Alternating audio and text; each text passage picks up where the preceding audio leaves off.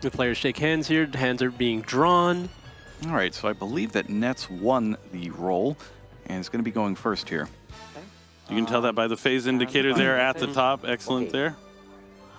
So now we are in the main phase 1, starting with a normal summon of Snake Eyes Poplar. Not ideal necessarily, but usually good enough. Going to be adding the Divine Temple of the Snake Eye. Oh, sorry. Yeah, it's just a habit of picking up. Yep. So we do have this card to mark that you don't have to shuffle in between your turns until you have to draw another card. It's going to save some time here for our players. Okay. The temple is able to resolve and place any Snake Eye from the deck into the spell and trap zone. Likely going to be that Snake Eye Diabolstar, and there it is.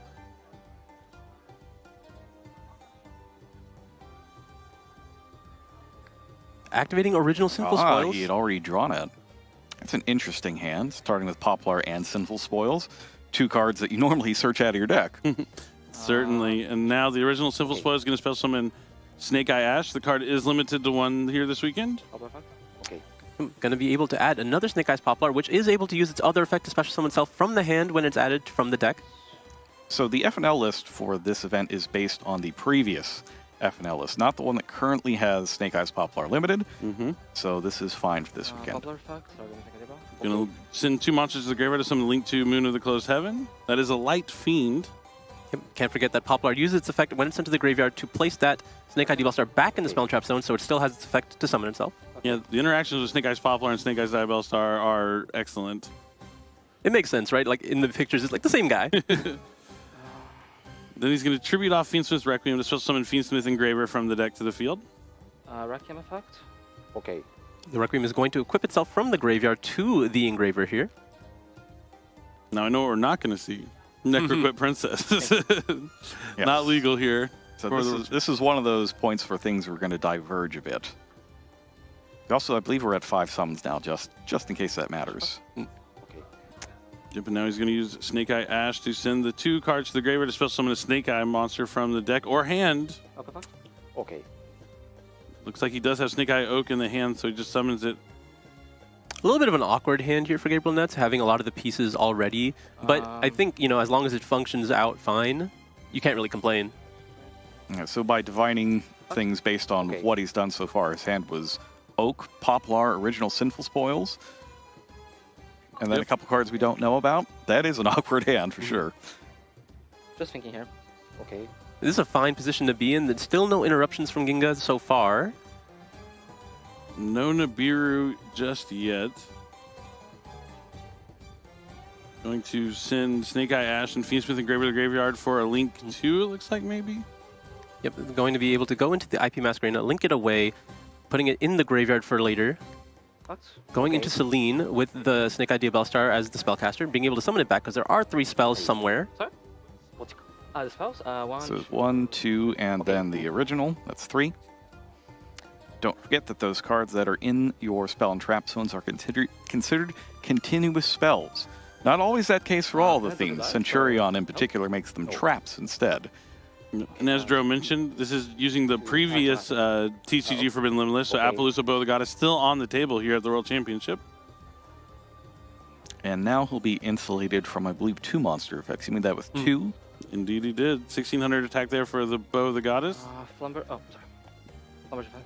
Okay. Flamebridge has now hit the field and going to be able to use its effect to go after that IP Masquerade sent to the graveyard earlier and be able to place it in the spell and trap zone to be summoned later. Looks like he's going to shuffle back, or return the Moon of the Closed Heaven back to the extra deck to special summon back Fiendsmith Engraver. Now he's going to link away Flamebridge and Engraver. For the Moon again. This makes sense. So now you can develop more bodies and you put a Fiend back on the field. Now, you think maybe with Appaloosa Bow of the Goddess protecting Nets, there are combinations of cards that Ginja could have in his hand to be able to still disrupt this field quite significantly, but it's going to need to be a combination of cards now. Yeah, not just one. Couple points about Appaloosa can only use the effect once per chain. So in fact, 2 monster effects could do it. Indeed. Now it looks like Fiendsmith's Sequence hits the field. That's going to let him return 1, 2 Light Fiends and Fiendsmith Engraver. That meets the fusion material requirements for Fiendsmith's Desiree. Desiree will hit the field here, and now He could use the effect of Labrynth to equip from the field, but I imagine he wants to get it off the field first. Oh, so he also has Bestial Magnum in the hand.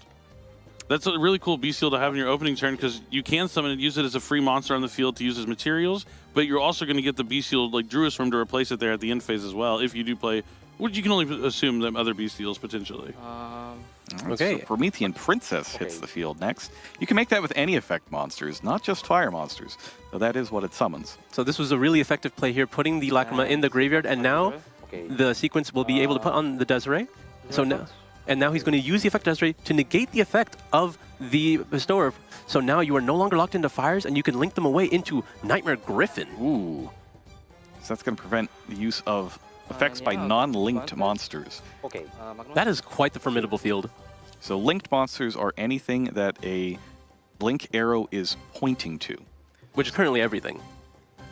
Except for the... Oh yeah, no, the Flamberges as well, because Apollosa has that bottom left too.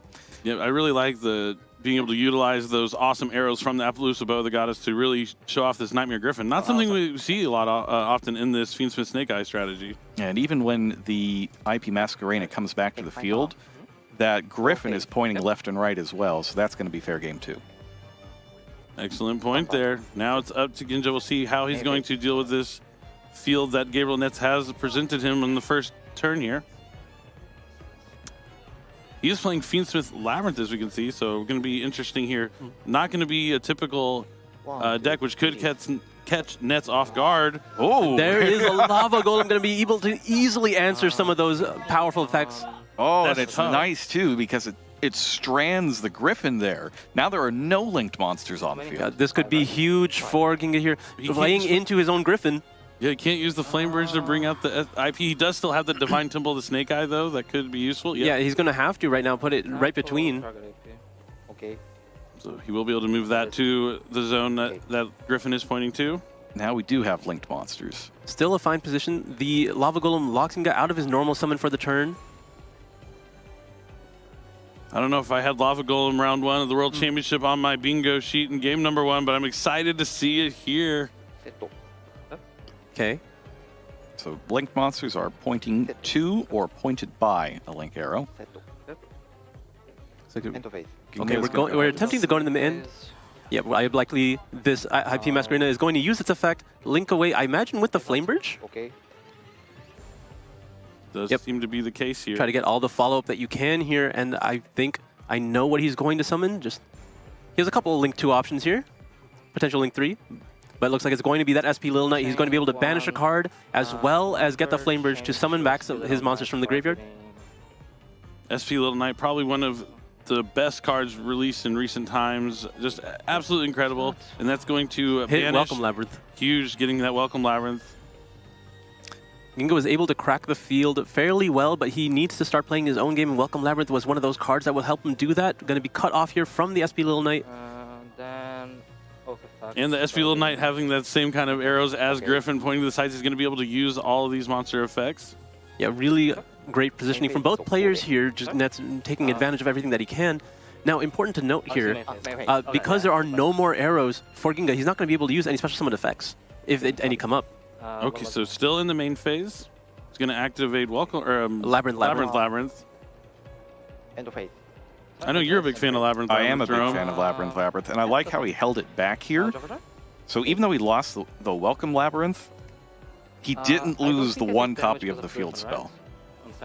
Yeah, He it will was. still be able to add that additional effect if he does have another copy of Welcome Labyrinth or a big Welcome Labyrinth to be able to destroy a card on the field, which is huge for Labyrinth. But So Nets is now checking the effect of Lava Golem and whether or not it activates, which it does, which means that because it's not a linked monster, it can't activate here. It's not going to work. really awesome interaction. That's So kind he of will fun. avoid Going to save himself some life points here. Yeah,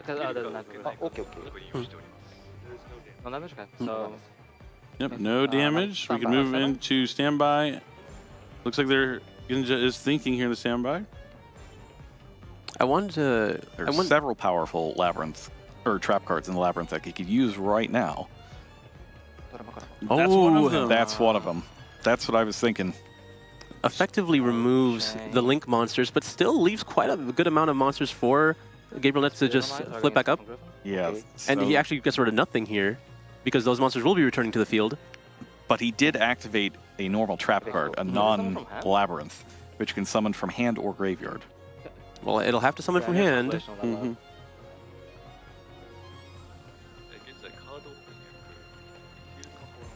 It looks like Nets here is wanting to verify if it's summons from the hand or graveyard. It is from the hand. Oh, okay, that's fine. Yep. Okay. Yeah, that's Yep. fine. And now that the Griffin is off the field, his Ariana will be able to resolve its effect. Yeah. Assuming there's no interruptions from Nets, and there are none. All right, that goes through, and now Giga has a chance to start fighting back in this thing. Yep. Of note, all of those monsters that were flipped face down can be flipped face up, since they were already on the field this turn. Yeah.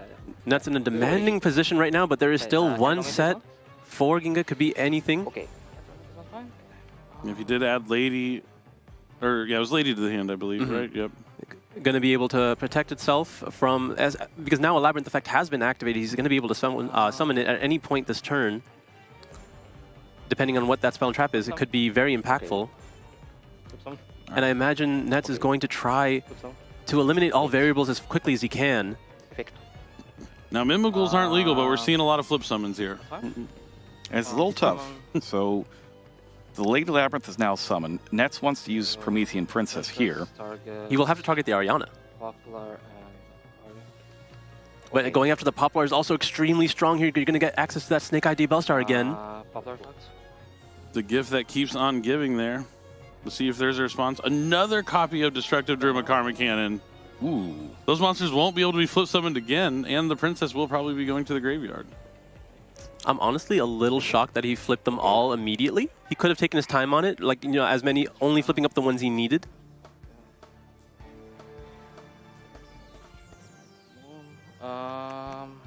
Looks like Net's considering a response.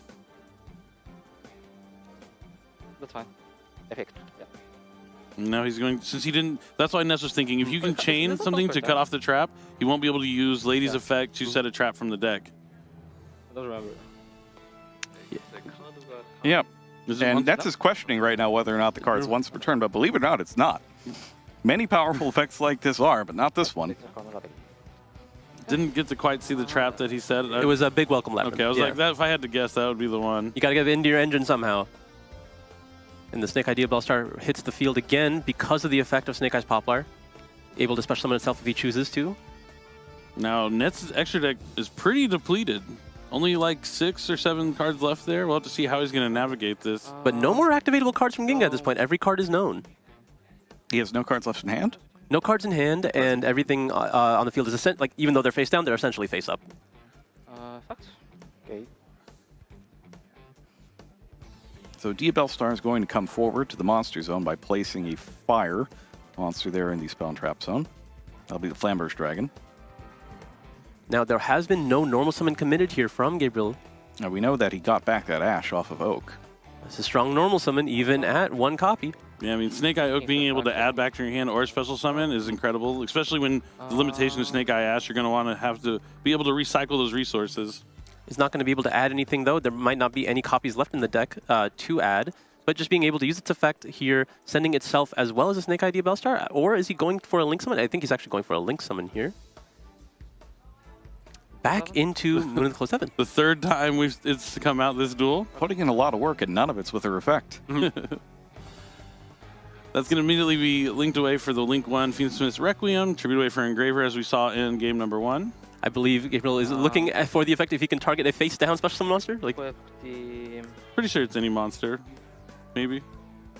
sequence engraver. going to be using the sequence effect instead of the Requiem here. And then, yep, you're going to be using the effect of Engraver, going after that lady. So now all Gabriel has to do is find some damage. Oh, there's that Druid Worm added from the Magnamut in the last turn. Going to get rid of the lady here.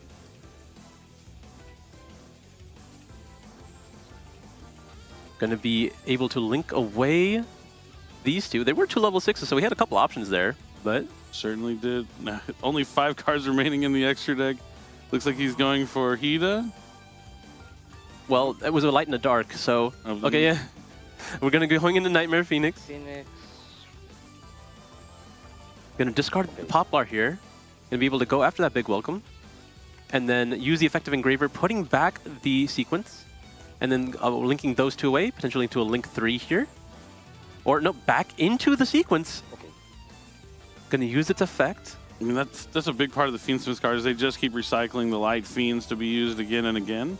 So he's gonna be putting back the Moon's Claw 7, that's 1 fiend, as well as maybe the, I imagine probably the Requiem, right?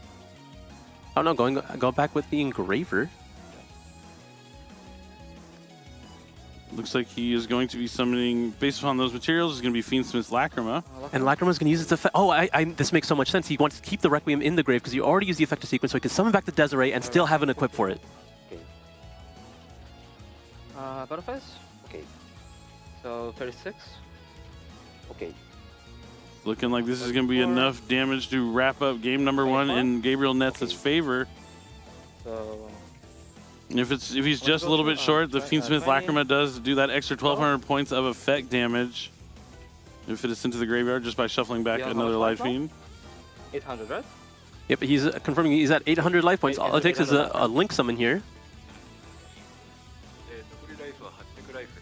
Okay. 800, right? Make this shoot. Going to be able to link away now for back to the 4th Moon Claw 7. And that is enough. Yep. Netz is going to take game number 1, our first game here at... Any of those really powerful blowout trap cards, you just want to focus down on getting rid of the monsters and keeping maximum efficiency here. Just getting, like, when you're playing against trap cards, you're just trading for value, right? You just want to make sure you're outvaluing them. Maybe.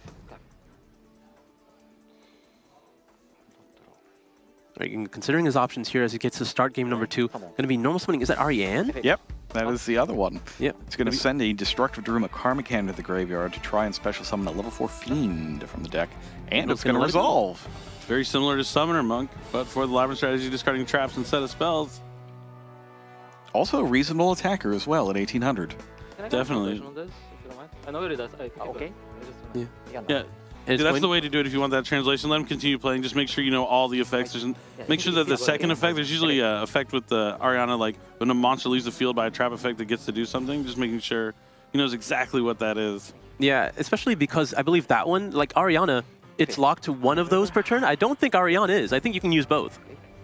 Could be. And now we see a discard for Fiendsmith Engraver to add Fiendsmith's Track from the deck to the hand. Could be a very explosive turn 1 here. What you really want to see when you get to go first with this deck. Yeah, Labrynth is one of those decks where you think about, it's a trap deck. They're going to set a lot of trap cards. But you're saying the monsters are the cards you want to be worried about because it can combo off and do a lot of cool things on turn number 1.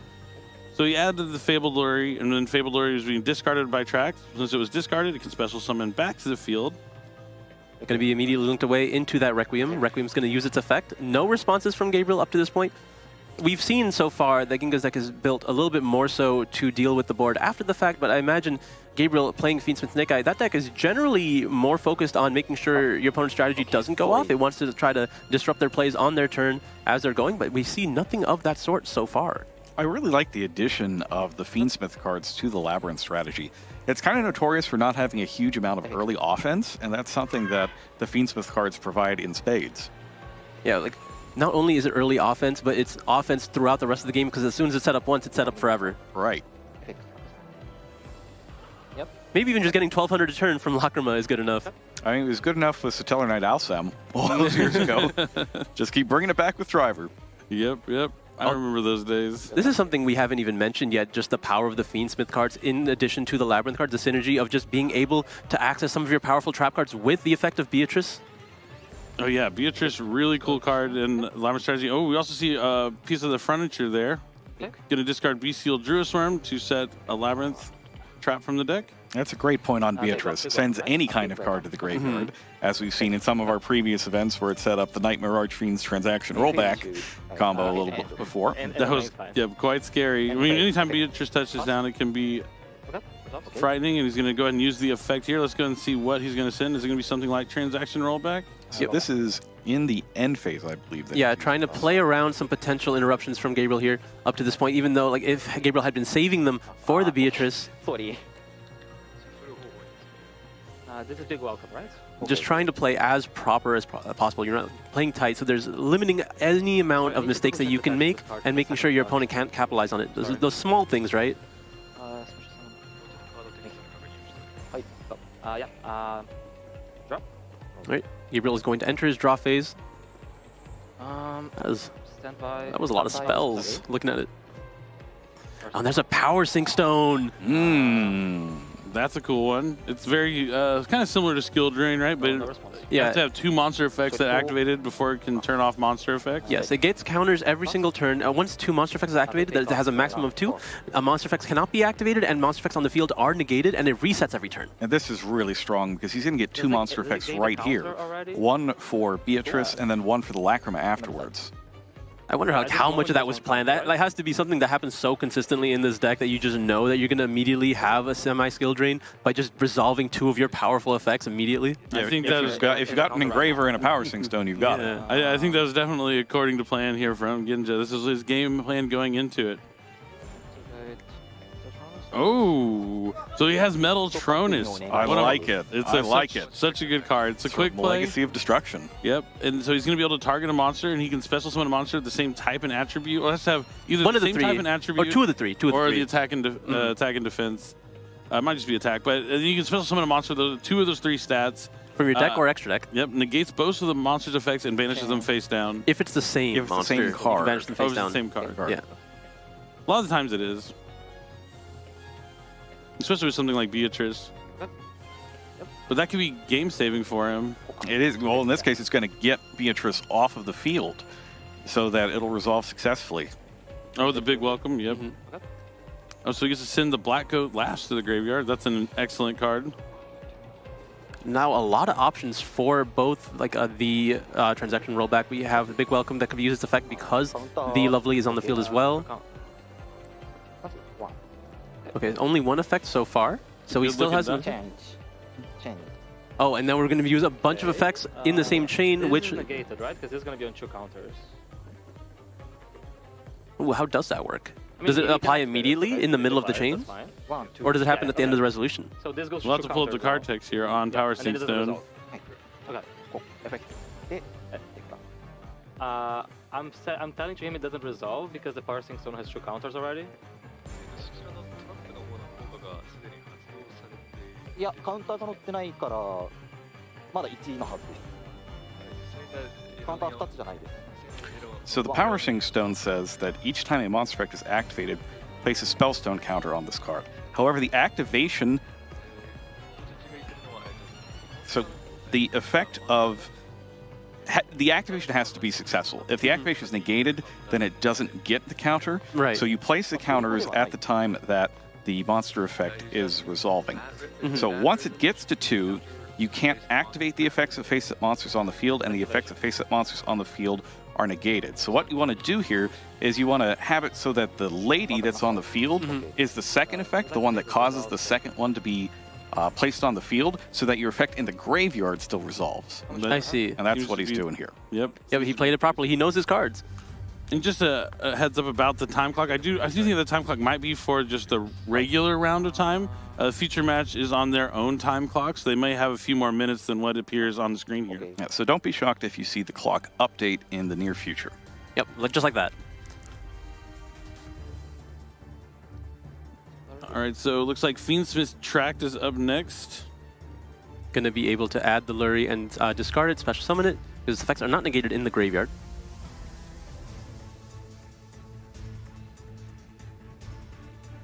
Linking away for the Requiem that we've seen Oh, you many can't times so far. activate, right? Yeah. Yep. Yeah, it can't be activated. Yeah, that's the difference between it and Skill Drain. You Okay, can't can't activate effects on the activate field. it. Yeah. It even does both. Can't activate effects on the field, and the effects of the monsters on the field are negated. Face-up monsters. I was like, is he tribute summoning? Yep, Yep, that he- is the case. This is pretty ideal for it here. I think the Power Sync Stone did exactly what it wanted to do. Yeah, things are looking tough for Nets. Requiem. I can use I was it, like, right? I can't use it it's only on the back field, right? Yeah, right? Okay. Yeah. So you can use it in the graveyard, so Requiem gets to pop back onto the field. Gives Fiendsmith and Graver a little bit more attack points. Cool 600.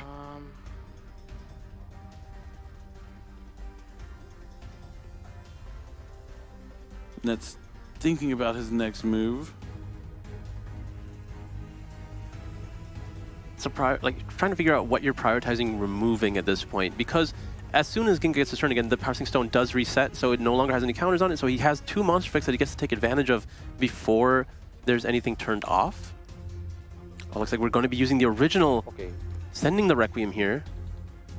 It's a little tough because anything you summon out will not be able to use its effect. Just going to be going for that Snake Eyes Poplar. Going to be able to make a Link 2 here.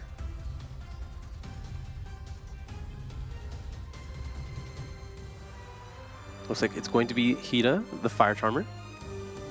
And Engraver's going to now use its effect, putting the Requiem back in the extra deck to try to special summon itself.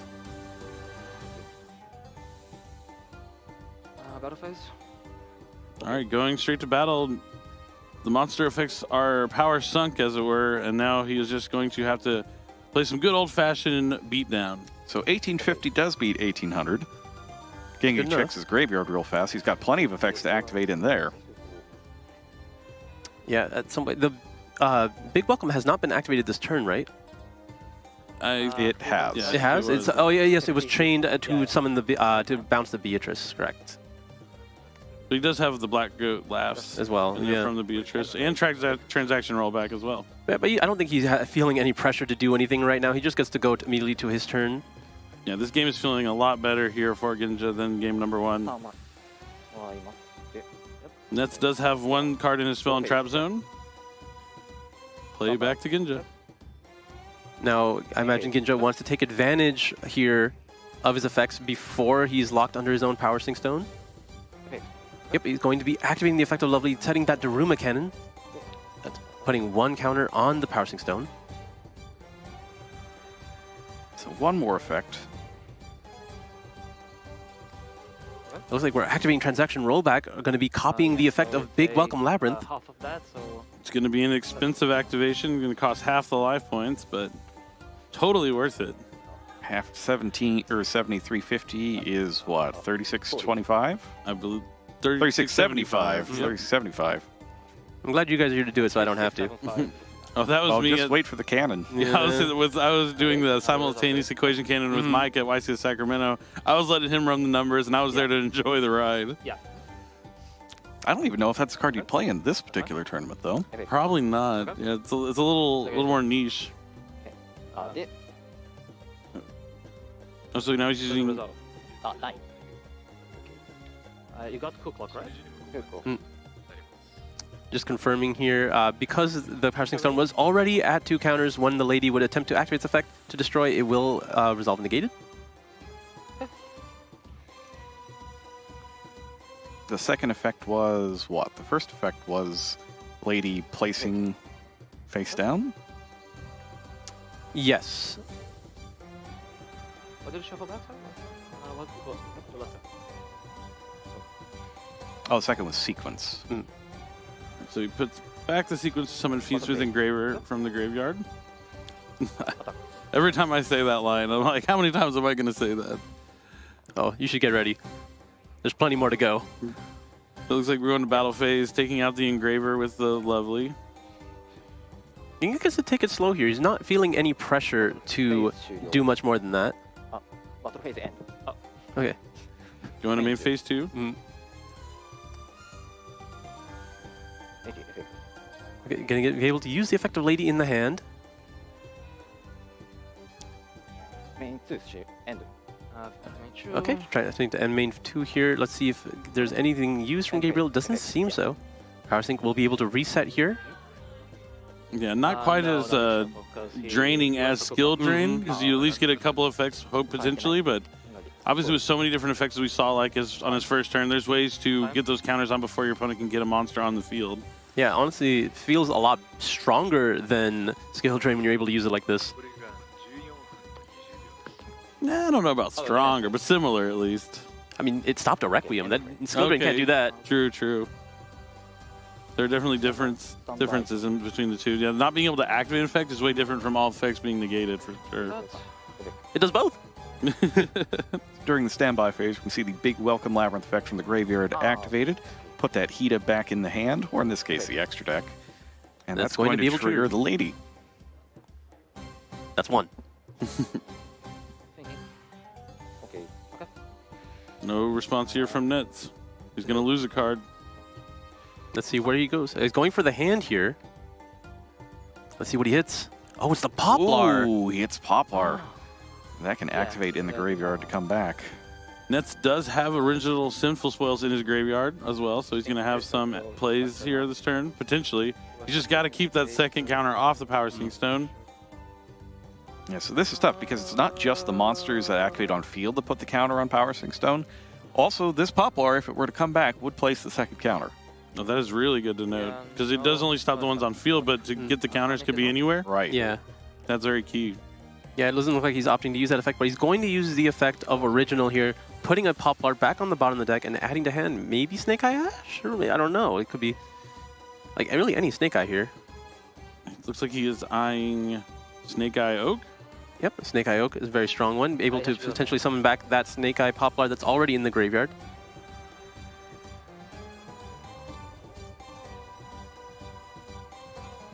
Oh.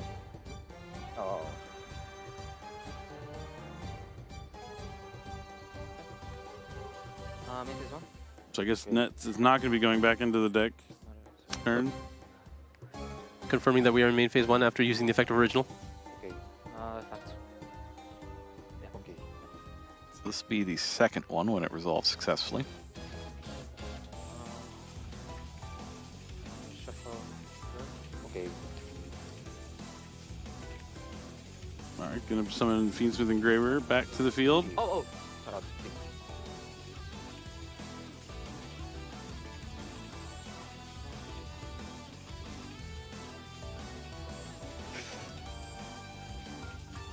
Player's being a little nervous here. Gabriel really trying to figure out what he can do in this situation. It's really hard here. Yeah, you want to take your time to think, but you always want to keep your pace of play up as best as you can. Yeah, it feels like maybe a go to next on this one. I mean, he's looking for any answers he could find, trying to power his way through. Flash, and then leave Main phase 2. the Oak. Yep, we're just going to go into the end phase here. Oh, he shouldn't shuffle, right? Like, oh no, he could shuffle because of the effect of the Engraver. Putting the Lurry back in the deck. Yeah, might need to use the card there to not shuffle during the turn of. Yeah, you can see a it little bit just more off screen effectively. beneath the phase. Yeah, because there was indicator. three shuffles there this turn without a draw. Well, there was one because you had to put a card on the bottom. Yeah. Oh, okay, I guess So that was the makes extra sense. shuffle. That makes sense. All right, monsters going to attack position. Let's see how much pressure Ginga applies here. Even though you are in a demanding position, you don't really want to give Snake Eyes that much time. Going to be using the effect of Stovey Torby, sending itself as well as Chandragolier to set a big welcome Labyrinth.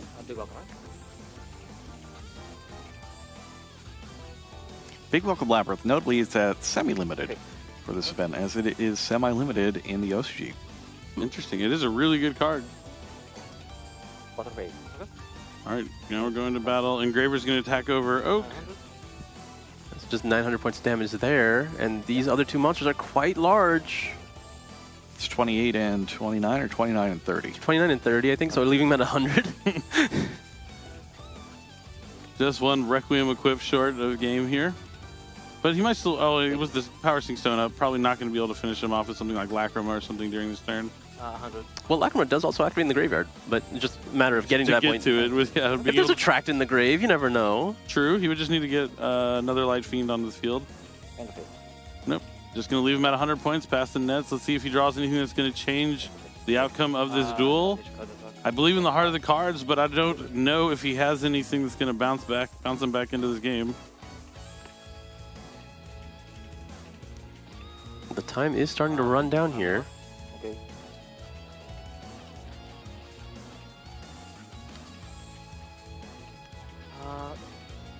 Just adding a monster and passing. All right, what is the most powerful set monster you could think of? Spirit Reaver? I don't think it's big enough, but Spirit Reaver would be pretty good here. Maybe a Penguin Soldier? It's just an effect Veiler. Veiler, and That he's is gonna enough. take game number 2. 3. He's going to take the lead here. Clock has started once again. We're now in the main phase. Oh, normal summon Snake Eye Ash. One of the most powerful starters. Wow. Limited to one here, but only takes one. You gotta draw some of your cards. Yeah, it's also limited to one in Master Duel, and I feel like after the limitation, I saw it in my opening hand in Master Duel almost every game. See, it happens to me with other one-ofs, but they're usually named Psyframe Driver. Oof, that's a tough one. Now, Two sides of the spectrum. Snake Eyes Poplar is going to add to the hand, special summon itself to the field, and then add that Divine Temple of the Snake Eyes from the deck to the hand, which is going to place Snake Eyes Diabell Star into the spell and trap zone. Nothing too different from what we've seen before. He had to work for it a little bit harder in his first hand, but now we see the Snake Eye Ash able to do it all in one card.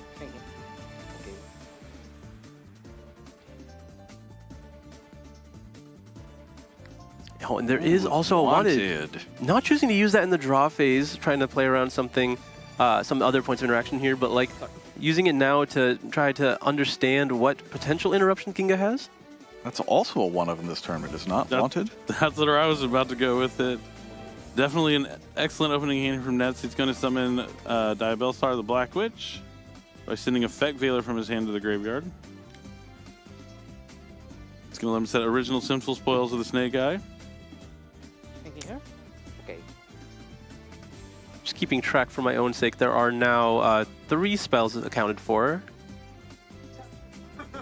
It looks like we're just going to be making a Link 2 here.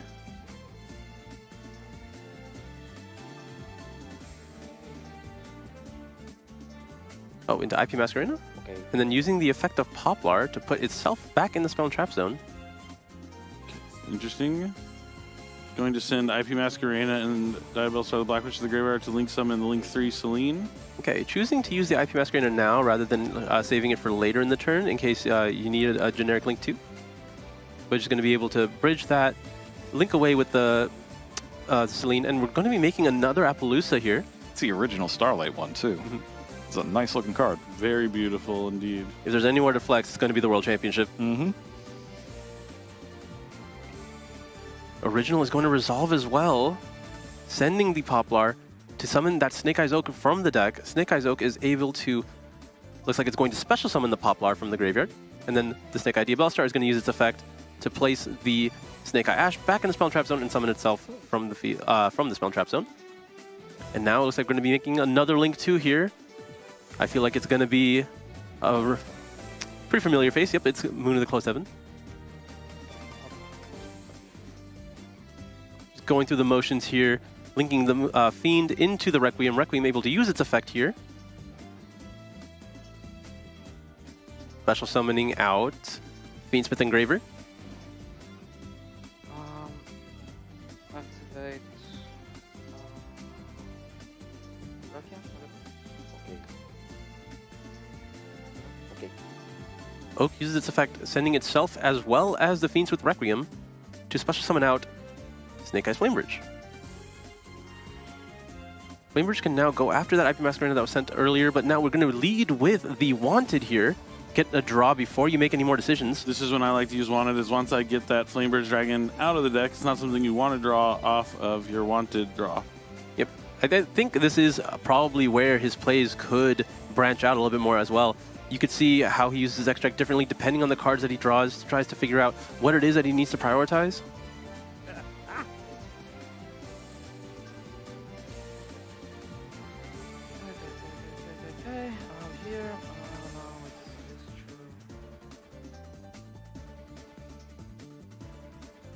Linking away the Engraver as well as the Flamebridge here. Flamebridge has not activated its effect just yet, so likely going to be summoning it back later. Flamebridge using its effect in the graveyard to special summon back Snake Eyes Oak as well as Snake Eyes Poplar.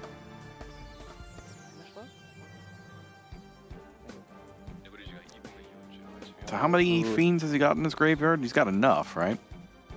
I believe it's at least Requiem and Engraver. And there's SP Little Knight on the field here, a little preemptive, going to be able to protect some of his bodies in case there's something that targets them. Using the effect of Lacrima. 3, but we're only going to use 2 here. And that is going to make Lacrima. Sequence is going to be able to, put those back for the Lacrima, as you mentioned. Lacrima is going to be able to use its effect. Going after the Engraver, it looks like he's adding it back to his hand here and then using its effect. Able to add a Fiendsmith spell or trap. Let's see what he grabs. It's going to be the Tract. I don't think we've seen the Lurie discard quite. Oh no, Ginga had Lurie. Ginga had Lurie, yeah. Ginga had Lurie. Lurie does hit the field after Track discards it from the hand.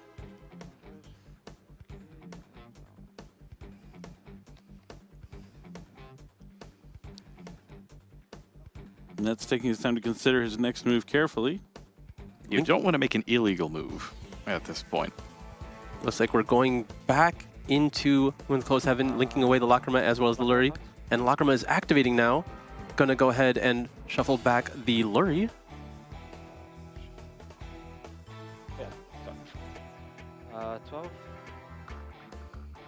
Gets him for 1,200 damage there.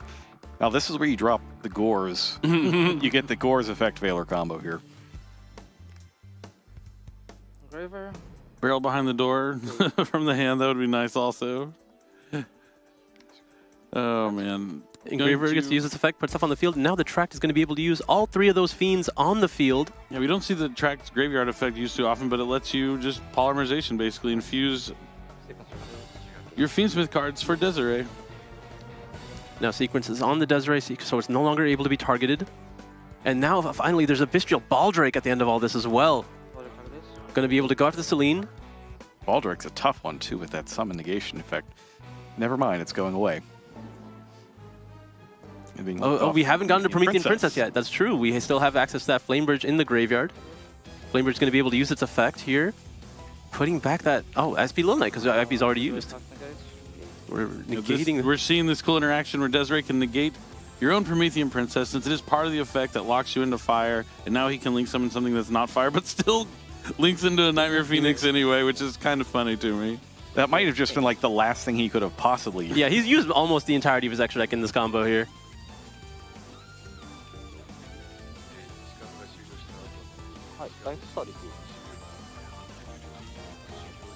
And the announcement of time having run out has just been made. I mean, it looks That's like, enough. Yep.